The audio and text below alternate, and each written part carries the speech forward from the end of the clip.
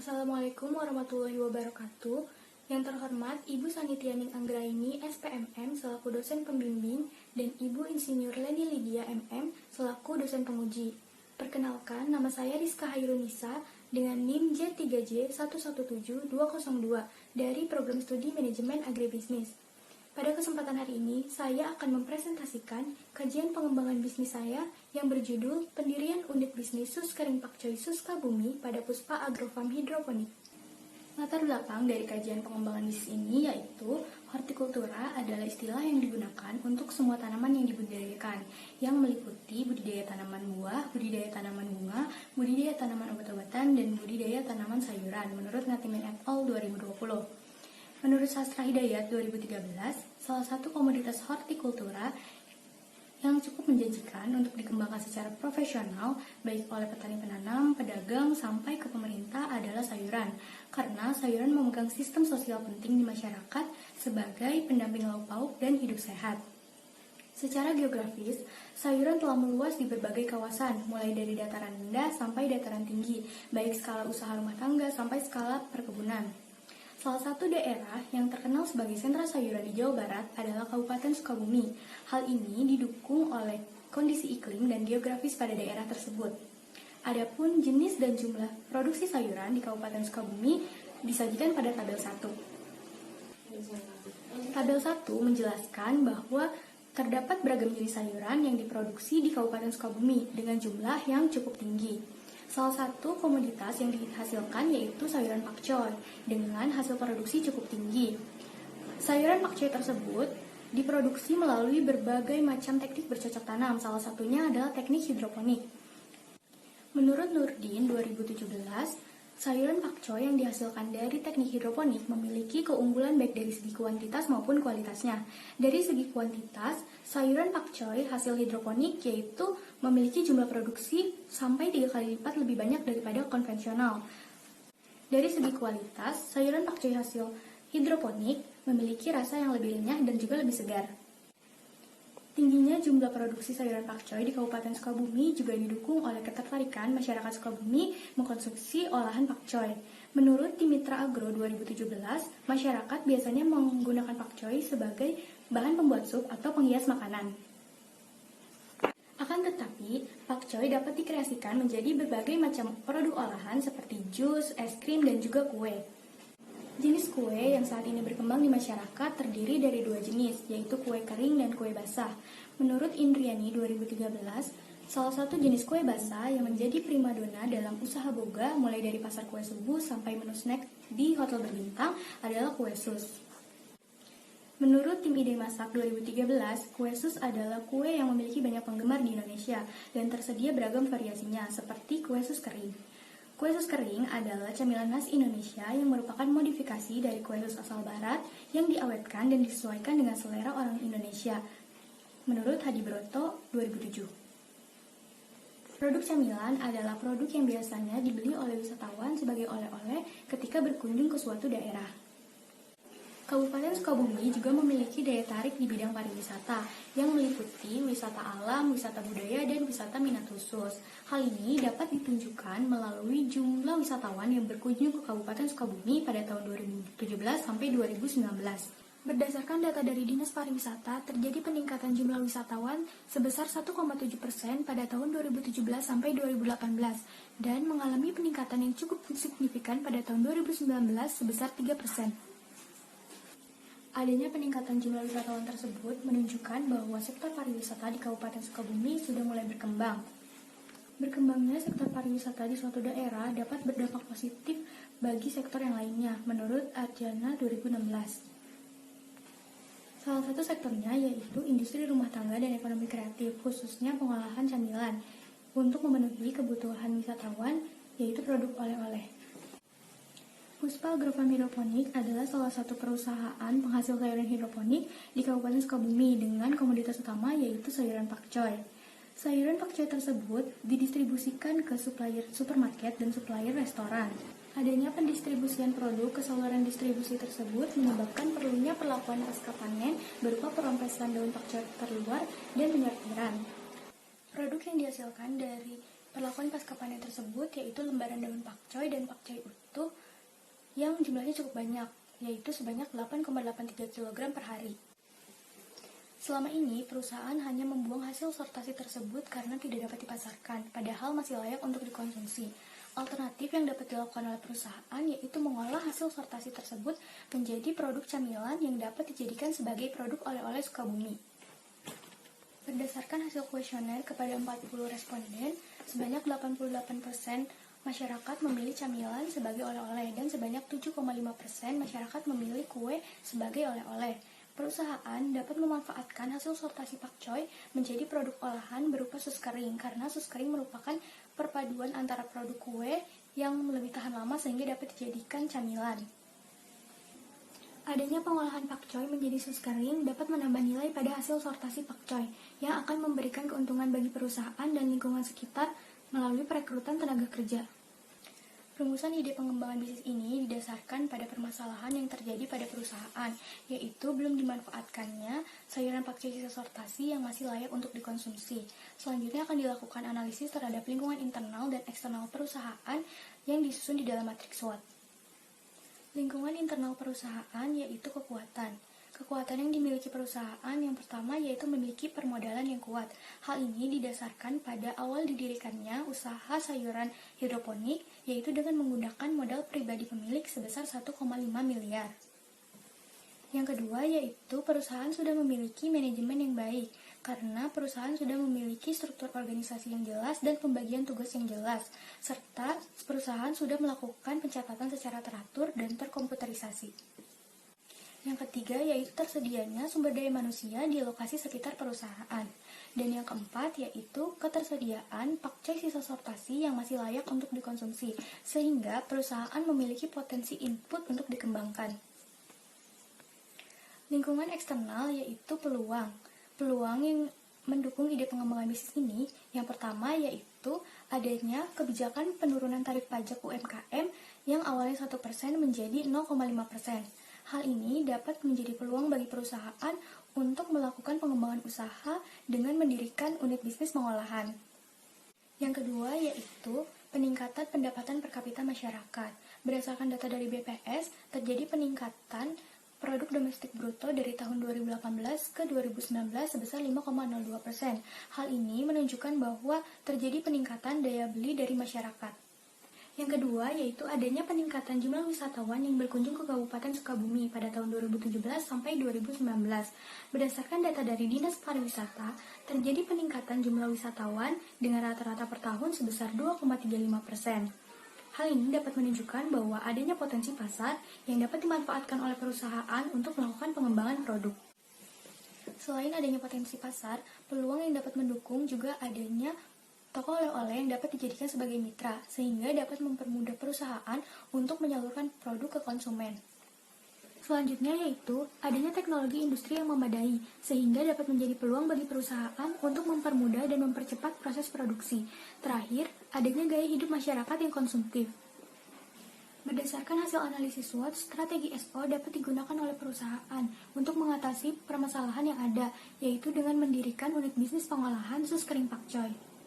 Ide pengembangan bisnis ini selanjutnya akan dianalisis berdasarkan aspek non-finansial dan aspek finansial. Apabila layak dari kedua aspek tersebut, maka akan direkomendasikan. Apabila tidak layak, maka akan dievaluasi kembali. Berdasarkan aspek non-finansial, ada beberapa aspek yang akan dianalisis.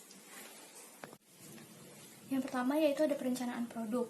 Produk yang akan dikembangkan oleh perusahaan yaitu produk camilan sus kering pakcoy yang akan dijadikan sebagai oleh-oleh Sukabumi. Pakcoy yang akan digunakan yaitu berasal dari hasil sortasi yang tidak dimanfaatkan dan masih layak untuk dikonsumsi. Sus kering pakcoy yang akan diproduksi terdiri dari dua varian rasa, yaitu varian rasa original dan varian rasa coklat. Hal ini didasarkan pada hasil kuesioner kepada 40 responden yang banyak memilih varian original dan varian coklat. Berat rata-rata sus kering pakcoy varian original yaitu 2 gram per buah, sedangkan untuk varian rasa coklat berat rata-ratanya 2,5 gram per buahnya. Produk ini memiliki tekstur yang renyah serta rasanya yang gurih dan manis. Produk ini akan dikemas dalam kemasan standing pouch berbahan little paper dengan berat bersih seberat 100 gram. Berat produk tersebut dipilih berdasarkan rata-rata berat produk sus kering yang sudah beredar di pasaran, yaitu sus Ticratias dan juga sus kering lampion. Yang kedua yaitu perencanaan pasar dan pemasaran. Yang pertama yaitu ada kondisi pasar. Kondisi pasar pada produk sus kering pakcoy ini adalah pasar monopolistik, karena pada pasar tersebut terdapat banyak produsen yang memproduksi produk sejenis tetapi memiliki perbedaan pada beberapa aspeknya seperti kegunaan, manfaat, kualitas, dan juga kemasannya. Produk substitusi sus kering pakcoy di toko oleh-oleh pada tahun 2020 disajikan pada tabel berikut.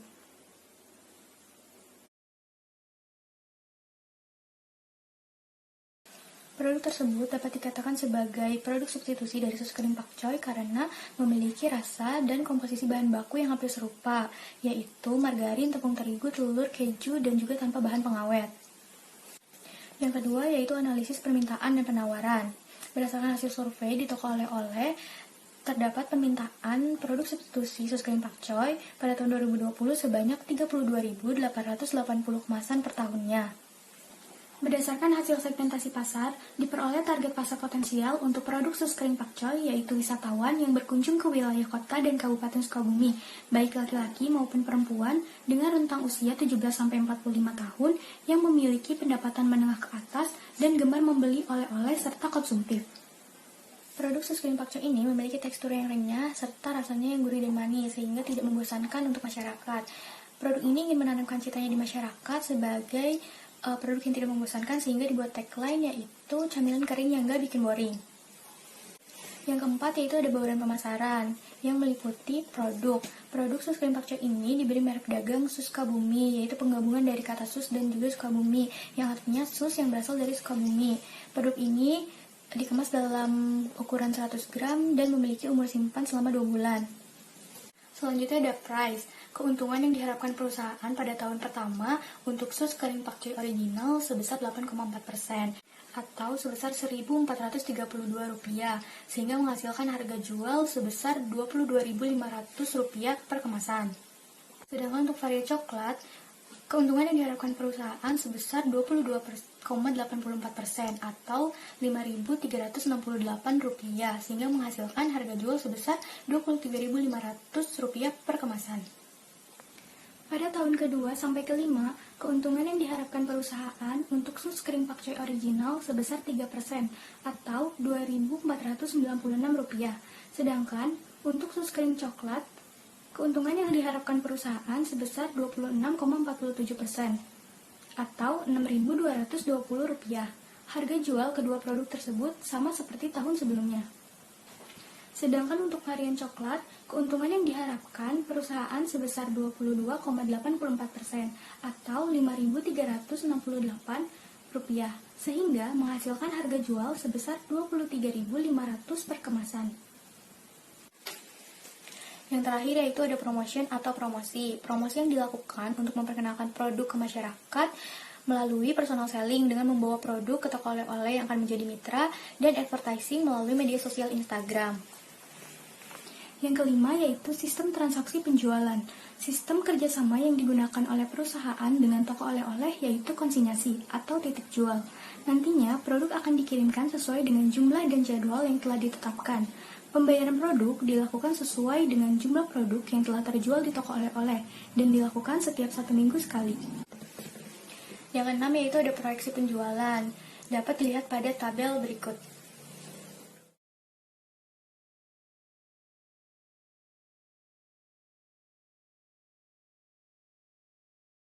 Berdasarkan tabel tersebut, terdapat asumsi retur pada tahun pertama sebesar 2% dan pada tahun kedua sebesar 1%. Produk yang diretur tersebut nantinya akan ditarik kembali oleh perusahaan.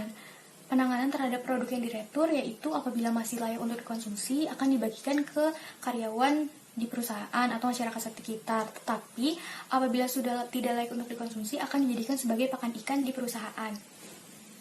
Yang ketiga yaitu ada perencanaan produksi. Yang pertama yaitu kebutuhan bahan baku.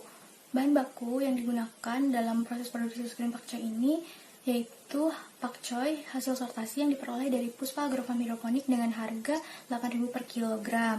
Setiap 1 kilogram pakcoy utuh yang telah dibersihkan akan mengalami penyusutan sebesar 70% atau menjadi 300 gram. Kemudian ditambahkan dengan bahan baku yang lainnya dan diolah akan menghasilkan sus kering pakcoy tanpa isi seberat 1,008 kilogram.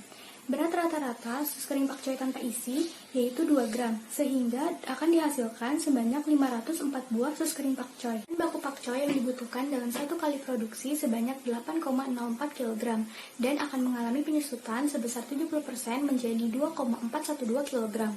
Setelah diolah dan ditambahkan dengan bahan baku yang lainnya akan menghasilkan sus kering pakcoy tanpa isi seberat 8,104 kg, sehingga akan dihasilkan sebanyak 4.052 buah sus kering pakcoy. Dengan pembagian yaitu sebanyak 1.907 buah akan dikemas untuk varian original atau sebanyak 38 pack dan sisanya sebanyak 2.145 buah akan dikemas untuk varian coklat atau sebanyak 54 pack. Dalam proses produksi terdapat asumsi kegagalan sebesar 3% per hari, sehingga sus kering pakcoy yang dapat diproduksi perusahaan sebanyak 3.930 buah, dengan pembagian yaitu sebanyak 1.850 buah untuk varian original atau sebanyak 37 pack, dan sebanyak 2.080 buah untuk varian coklat atau sebanyak 52 pack. Proses produksi sus kering pakcoy ini akan dilakukan sebanyak 3 kali dalam 1 minggu, yaitu pada hari Senin, Rabu, dan Jumat. Sedangkan untuk pengemasan dan pemasaran produk serta retur produknya akan dilakukan sebanyak 3 kali, yaitu pada hari Selasa, Kamis, dan Sabtu. Pembelian bahan baku pendukung dilakukan sebanyak 2 kali dalam 1 bulan, yaitu pada minggu pertama dan minggu ketiga di hari Minggu. Sedangkan untuk pembelian bahan baku pakcoy ini dilakukan setiap pagi hari sebelum proses produksi dilakukan untuk menjaga kesegaran pakcoy. Proses produksi sus kering pakcoy ini melalui beberapa tahapan. Yang pertama yaitu persiapan alat dan bahan, yang kedua yaitu ada pembersihan, pemotongan, dan penghalusan pakcoy, yang ketiga yaitu ada pencampuran 1, yang keempat penirisan 1, yang kelima yaitu pencampuran 2, yang keenam ada pencetakan, yang ketujuh yaitu pemanggangan, yang kedelapan yaitu penirisan 2, yang kesembilan yaitu penyimpanan sus sementara di dalam toples, yang ke-10 yaitu pengisian selai, yang ke-11 yaitu pengemasan produk, dan yang terakhir yaitu pemasaran produk. Lokasi produksi sus kering pakcoy ini terletak di Kecamatan Sukaraja, Kabupaten Sukabumi. Lokasi ini dipilih karena dekat dengan bahan baku serta dekat dengan jalan utama yang menuju ke kota Sukabumi. Tenaga kerja yang dibutuhkan yaitu sebanyak 4 orang yang terdiri dari 1 orang manajer pengolahan, 2 orang staf pengolahan, dan 1 orang staf pemasaran.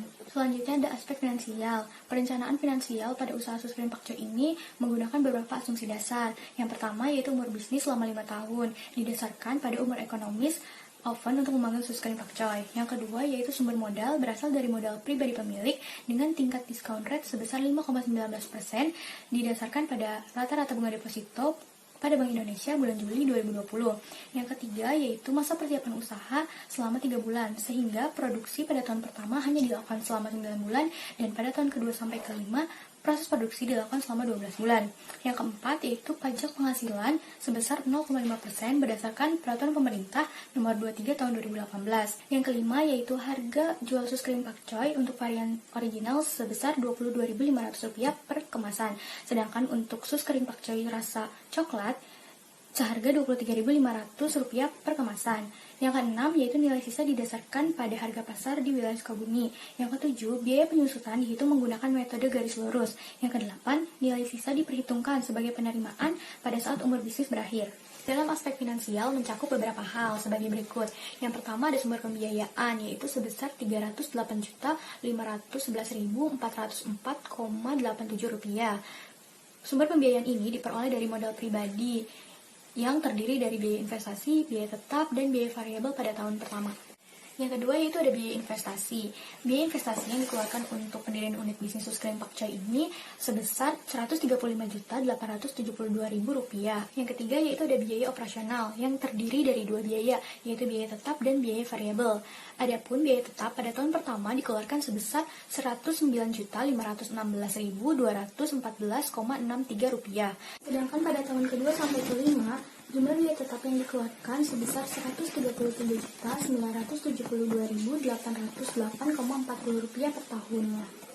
Biaya variabel yang dikeluarkan untuk setiap tahunnya terbagi menjadi dua, yaitu biaya untuk varian original dan biaya untuk varian coklat. Pada tahun pertama, biaya yang dikeluarkan untuk memproduksi sus krim pakcoy original sebesar Rp32.647.798,80. Sedangkan untuk varian coklat, dikeluarkan biaya variabel sebesar Rp43.884.824,76. Biaya variabel pada tahun kedua sampai kelima untuk memproduksi sus krim pakcoy original sebesar Rp43.530.398,40 per tahunnya. Sedangkan untuk varian coklat yaitu sebesar Rp58.462.433,02 per tahunnya. Yang ketiga itu ada perencanaan penerimaan. Perencanaan penerimaan ini diperoleh dari jumlah sus krim pakcoy yang sudah terjual dikalikan dengan harga jualnya. Pada tahun pertama, penerimaan yang diperoleh yaitu sebesar Rp217.728.000. Sedangkan pada tahun kedua sampai kelima, penerimaan yang diperoleh sebesar Rp292.512.000 per tahunnya. Yang keempat yaitu ada analisis laporan laba rugi. Pada tahun pertama, perusahaan memperoleh laba bersih sebelum pajak sebesar Rp31.717.161,80 dengan pajak penghasilan sebesar Rp1.088.640, sehingga dihasilkan laba bersih setelah pajak yaitu sebesar Rp30.628.521,80. Sedangkan pada tahun kedua sampai kelima, laba bersih sebelum pajak yang diperoleh perusahaan sebesar Rp56.541.360,18. Kemudian dikurangi dengan pajak penghasilan sebesar Rp1.462.560, sehingga perusahaan menghasilkan laba bersih per tahun sebesar Rp55.083.800,18. Yang kelima yaitu ada analisis kelaikan investasi. Usaha ini menghasilkan NPV sebesar Rp193.940.330,81. Artinya, usaha ini layak untuk dilaksanakan karena menghasilkan NPV lebih dari 0. IRR sebesar 71,29%. Artinya usaha ini layak untuk dijalankan karena nilai IRR-nya lebih besar dari discount rate, yaitu sebesar 5,19%. Gross gisi sebesar 1,18. Usaha ini layak untuk dilaksanakan karena menghasilkan nilai gross gisi lebih dari 1, yang artinya setiap Rp1 biaya yang dikeluarkan akan memperoleh manfaat kotor sebesar Rp1,18. Net gisi sebesar 3,22, yang artinya usaha ini layak untuk dilaksanakan karena memiliki nilai net gisi lebih dari 1. Artinya setiap Rp1 biaya yang dikeluarkan akan memperoleh manfaat bersih sebesar Rp3,22. Payback period selama 2 tahun 5 bulan. Artinya usaha ini layak untuk dilaksanakan karena jangka waktu pengembalian investasinya kurang dari umur bisnis, yaitu 5 tahun. Yang keenam yaitu ada analisis switching value. Berdasarkan hasil analisis switching value, diperoleh penurunan jumlah produksi sus krim pakcoy original sebesar 40,18%. Pada tahun pertama, batas toleransi maksimal penurunan jumlah produksi sus krim pakcoy original sebanyak 1.577 kemasan. Sedangkan pada tahun kedua, penurunan jumlah produksi sus krim pakcoy original sebanyak 2.122 kemasan agar bisa tetap layak. Apabila penurunan jumlah produksi sus krim pakcoy original melebihi persentase tersebut, maka bisnis menjadi tidak layak. Sedangkan pada tahun kedua sampai kelima, batas toleransi maksimal penurunan jumlah produksi sus krim pakcoy original sebanyak 2.122 kemasan agar bisa tetap layak. Apabila penurunan jumlah produksi sus krim pakcoy original melebihi persentase tersebut, maka bisnis menjadi tidak layak. Sedangkan batas toleransi maksimal penurunan jumlah produksi sus krim pakcoy varian coklat sebesar 27,47% atau sebanyak 1.513 kemasan pada tahun pertama dan sebanyak 2.030 kemasan pada tahun kedua sampai kelima. Analisis switching value menghasilkan kenaikan harga input margarin sebesar 374,45% atau harga maksimal margarin sebesar Rp149.781,72 per kilogramnya. Agar bisnis tetap layak, apabila kenaikan harga margarin melebihi persentase tersebut, maka bisnis menjadi tidak layak. Selanjutnya ada tahapan pengembangan bisnis. Rencana aktivitas pengembangan bisnis sus kering pakcoy terdiri dari 11 aktivitas. Waktu yang dibutuhkan untuk melakukan pengembangan bisnis ini yaitu 86 hari. Selanjutnya akan ditentukan jalur kritis dengan menggunakan Critical Path Method atau CPM. Berdasarkan hasil perhitungan CPM, waktu yang dibutuhkan untuk melakukan pengembangan bisnis ini yaitu 79 hari. Jalur kritis pada pengembangan bisnis ini yaitu aktivitas A, B, C, D, E, G, H, I, J, dan K. Simpulannya, pendirian unit bisnis sus kering pakcoy Sukabumi pada Puspa Agrofarm Hidroponik dapat diimplementasikan oleh perusahaan dari hasil analisis lingkungan internal dan eksternal perusahaan, yaitu kekuatan dan peluang. Berdasarkan hasil analisis aspek non-finansial dan finansial, usaha ini layak untuk dijalankan. Sarannya yaitu perusahaan dapat mengimplementasikan ide pengembangan bisnis ini karena masih terdapat peluang pasar berdasarkan aspek non-finansial. Berdasarkan aspek finansial yaitu analisis switching value, bisnis ini tidak sensitif terhadap kenaikan harga input margarin, tetapi cukup sensitif terhadap penurunan jumlah produksi sus kering baik varian original dan varian coklat. Upaya yang dapat dilakukan oleh perusahaan yaitu menjaga hubungan baik dengan pelanggan, pemasok input, serta menjaga kualitas produk dan lebih gencar dalam melakukan promosi.